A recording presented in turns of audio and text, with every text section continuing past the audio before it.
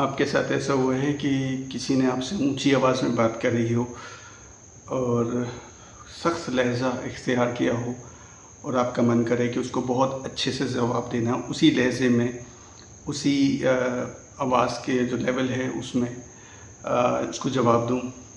तो अगर ऐसा हुआ है तो आपको उसके लेवल पे जाने की ज़रूरत नहीं है। मैं आपको दो एस्पेक्ट्स बताऊंगा आज।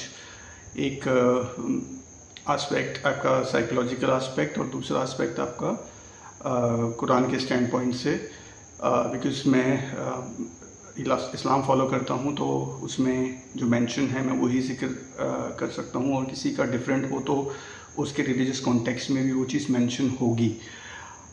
पहली बात जो साइकोलॉजिकल पॉइंट ऑफ व्यू है तो उसमें उसके हिसाब से ये कहा जाता है कि जो जितना कंट्रोल में होगा वो उसकी आवाज़ उतनी ही कंट्रोल में रहेगी। उसको अपनी आवाज़ पे, अपने इमोशंस पे कंट्रोल है तो वो स्ट्रॉन्ग और पावरफुल जो आदमी होगा वो ऊंची आवाज़ में बात नहीं करेगा। जितना कंट्रोल में, जितना नरम लहजे में बात करेगा, इसका मतलब वो उतना ही पावरफुल है।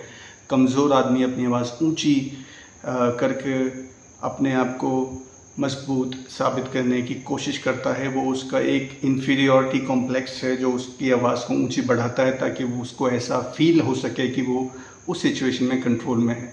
कुरान में सूरह लुकमान में 31.19 आप सर्च करोगे, कुरान 31.19 गूगल में, तो यूल गेट द इंफॉर्मेशन। उसमें ये चीज़ मेंशन है कि अगर ऊंची आवाज़ में कोई बात करता है तो उसकी कंपैरिजन एक गधे से की गई है। तो अगर आपके आसपास में ऐसा होता है तो please try and avoid, do not try to match their energy. और बेस्ट ये है कि आप अपने कंट्रोल में, इमोशंस को कंट्रोल में रहकर उसको, जो वो कह रहा है उसकी बात में, उसके कॉन्टेक्स्ट पे उससे बहस करनी है या उससे कुछ बात करनी है तो it should be subjective. Facts पे बात करो, ना कि आप इमोशंस में बह के उसकी अलग ही डायरेक्शन ले जाओ कॉन्वर्सेशन की।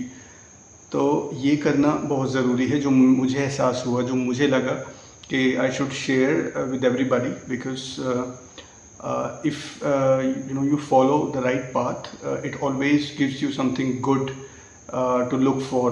और बेस्ट अप्रोच यही है, आप ऊंची आवाज़ में ना करें बात तो ही बेहतर है। मुझे ख़ुद को वो मोनोटनस लगती है तो मैं प्रेफर करता हूँ मैं ना करूँ अंडर कोई भी सिचुएशन, कोई भी circumstances, that I do not lose my temper।